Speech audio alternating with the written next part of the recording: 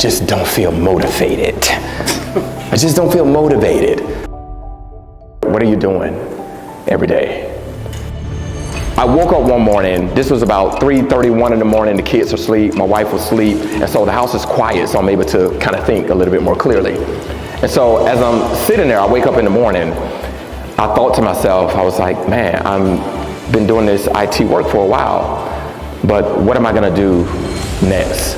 And I asked myself this question, I said, LP, what are you doing every day? You're waking up, you're not motivated, you're not energized, you're not feeling anymore, you're making a ton of money, it's a great career, it supports everything, but LP, what are you doing every day? What are you doing? Why are you going to a place that you know you have no passion for?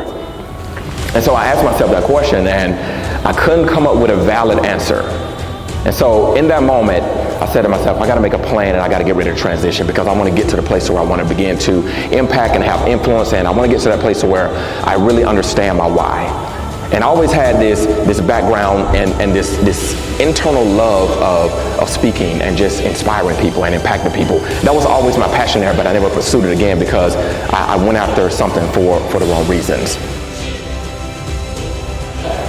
Having those feelings, they don't make you a bad person. It doesn't make you a bad person. It doesn't make you an envious person. It doesn't make you anything that you should be ashamed of. But here's the problem is that if you have the feelings, that's okay. But if the feelings have you, that's when it becomes a problem.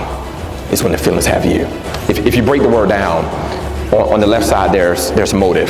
And then on the right side there's the word ation. But what the word really means is action. Ation means action. What it really means, what motivation really is that it means that you have a purpose or reason to take action. That's what real motivation is. And knowing why, it's that purpose, it's that reason, it's the motive. You know, if you've ever watched a court case or something like that, what they're always trying to find out is what was the motive that led to the action. So real motivation, the same way, is that it's not based on how you feel. Because again, there are going to be a lot of days where you do not feel like it. Some days you probably don't feel like showing up here. If we're just totally honest, you just don't feel like it. You're just not in the mood, whatever the case may be. But that should never drive your motivation. Because it's not about a feeling, it's about a reason. It's about a why, it's about a purpose. It's about the motive, understanding the motive first. And so before you get to any solution, you should always have a reason first. Most people try to figure out what's the solution, what's the next step, or what am I going to do? What am I going to eat today? They try to figure out the solution first, but it's always good to have a reason first because reasons always come before solutions.